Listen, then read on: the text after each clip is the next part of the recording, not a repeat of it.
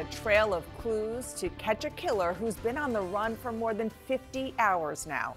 And there's a significant new development to report to you. The person of interest was last seen on the Upper West Side of Manhattan, exiting Central Park on 85th Street Wednesday morning. That's where CNN's Shimon Prokupecz is right now. And Shimon, you have that information and some additional information about DNA. Right. So there is now DNA that investigators believe they have pulled off some of the evidence that they recovered at the scene in that alleyway where, as you'll recall, the suspect was seen fleeing. So there is they believe there is some DNA there, and they have submitted it to the New York City Medical Examiner's Office, which are the folks that would pull it and test it and see if they could perhaps find some kind of match. The importance of that is also, you have to keep in mind that investigators are building a criminal case. And right now, since they really don't have a lot of evidence per se linking him to the crime, when you look at that video, you see him from the back. Perhaps they have other information, but they're starting to see, what we're starting to see is that they're starting to hopefully eventually hope to arrest him, and then they have to prosecute him. And so we're starting to see them develop some of that information and evidence for a potential prosecution. But as you said, Dana, quickly, we're out here on West 85th Street. This is the last place that we know of. There is video of this man fleeing from the scene. This is the last place that we saw him in video, riding on his bike up 85th Street and going down the street here. And we don't know, as he approaches Columbus Avenue, does he make a left, does he make a right? We don't know that. What we do know, just based on our own work on the ground, he doesn't drive past Columbus Avenue, west of Columbus Avenue. We've looked at videos on that street. He's not there. So where he is obviously the biggest question right now. It's kind of hard to believe that in a city of this size that he would be able to hide so in this sort of large area. That's what's going on. And police tell us they're looking for him. They're trying to identify him, and they're looking for him. The other thing is, Dana, we haven't had a lot of information publicly from the NYPD since the hours after this. They have not held another briefing, and there could be a number of reasons for it. So for now, all we have is really the information that we've been able to gather on our own here on the streets, and certainly from sources. And we'll wait to see if at some point the NYPD gives us any updates. Just one quick follow-up, Shimon. The video that we just showed that you and our team have been reporting on of the suspect riding the bike, and did that end, we believe, with an entrance into Central Park? Because that's the area where it looks like he is. Right. He leaves the park somewhere around 77th Street and rides north here and then makes a right to go west. The other thing I think, and I failed to mention, Dan, was that what's really also critical here is when you see him in that video, the backpack that we see him in the initial video when the murder occurs, we don't see that backpack. So that evidence now is gone. We know that law enforcement was searching the park for it, Central Park for it, but so far they've been unable to locate it. So obviously already as he's riding, as he's making his getaway, he's thinking of ways to get rid of evidence. And so far, law enforcement has not been able to find that. Yeah, thank you for clarifying that. So he's going west, people not intimately familiar with the geography of Manhattan, meaning he was going away from the park towards the Hudson River. Don't go anywhere, Shimon. I want to bring in former Maryland State Police Commander Neil Franklin. Thank you so much for being here. Let's start with the news that Shimon just brought us about the DNA evidence.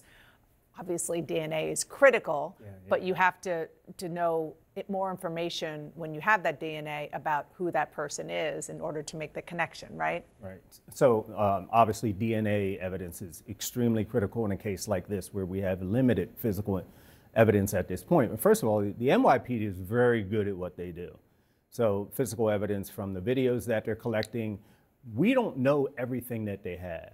And relative to this DNA evidence, even if it doesn't lead us directly or immediately to the perpetrator, who it is, the identity of the person, by collecting it, say, from a water bottle, from a discarded cell phone.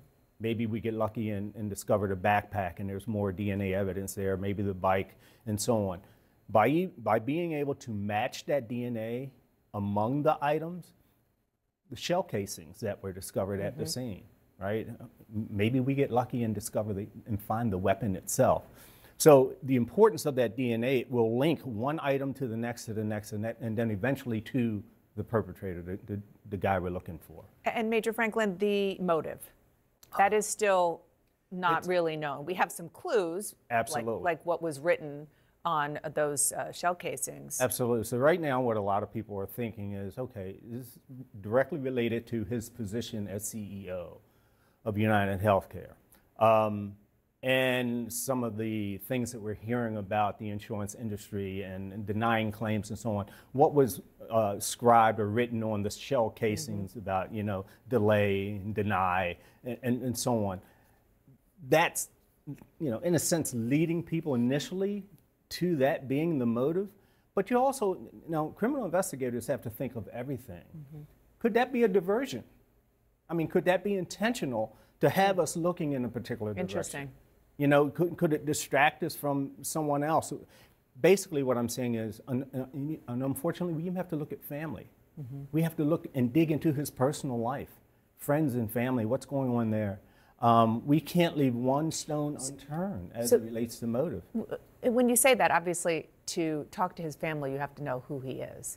Absolutely. DNA evidence is important for, first and foremost that, but also ultimately for a trial, as Shimon was saying. Do you think that they know who he is? Do you think that they have his identity? It's a good chance. It's a very good possibility with these new photographs that he has that they already know who he is. It's a very good chance of that. But I want to say something else that I know these criminal investigators are looking into as it relates to motive. There have been times when people have orchestrated their own demise for certain reasons. We know that there are some, and I'm not saying this is the case, but as an investigator. Like for insurance purposes? Absolutely, insurance purposes. Maybe they fear some type of investigation down the road. Maybe they want to leave their family in a good light. But there have been cases where people have orchestrated their own demise. And here's another reason. And just to say, you're saying in a nice language, you're saying that it is a possibility. It is a possibility that he hired somebody to kill him. Absolutely, it cannot be ignored. And this is what is really digging at me as a former criminal investigator. This guy knew too much about where he was going to be at a specific time. There's no evidence that I've seen of him, when you look at the timeline of him coming to that area outside of the Hilton and where he was outside of the Hilton, it's a very small window. Very small window. It's not like he was roaming around. We have video of him roaming around, going from one door to the next, trying to figure out where he's going to be at a specific time. He knew. He was there. He was laying in wait. Who would have that specific type of information as to what sidewalk he was going to be on? Okay. Where he's going in? Wow. Well, that's saying. Yeah, that's the way a criminal investigator's mind works, and it's important. It's important. Shimon, I'm going to bring you back in. You have covered so many crimes and things like this. I'm sure you could be an investigator inside the NYPD yourself. What are some other things that you are looking at and you are asking your sources there about how the manhunt is going and what they are looking into? Yeah, well, I have to say that theory that your guest there just sort of relayed, that's really an interesting one, right? It's not one that many of us have thought of. It's really, really interesting. I think for right now, for the NYPD, the big thing is to identify him. For all we know, they may be close. They may know the identity, and they're just not telling us, right? They work through these things. It's really interesting how law enforcement works. They don't want to tip their hand too much because they sometimes worry that the person they're looking for is watching media reports, or sometimes they may be tracking the person, and they don't want to let the person know that they know who they are. So that may be what's going on here. I mean, we're on day 3 here. I do think it's really interesting that we haven't heard from the NYPD since Wednesday. Yes, they put out a tweet yesterday, but we've not heard from them. So they're continuing to work through this investigation. Obviously, where the backpack is, that's a big thing. If they don't have the backpack, if they don't have the murder weapon, it's going to make it all even harder for them down the line for this prosecution. It really is. I mean, because I was thinking about this today, Donna. We don't really have the NYPD may have this, but they don't really have any video at this point or evidence that we know of that directly links this person, that they can directly, with, you know, beyond that reasonable doubt, identify him. So I think that's part of what is happening too and what they're working through. And so they really need to continue to find the smallest of pieces of evidence to link this person to an eventual prosecution if they're apprehended. So that's what's going on. And obviously the motive here is so important, and I think they're working through that here, but also, you know, through his work and through where he lived and where his family lives and other relatives.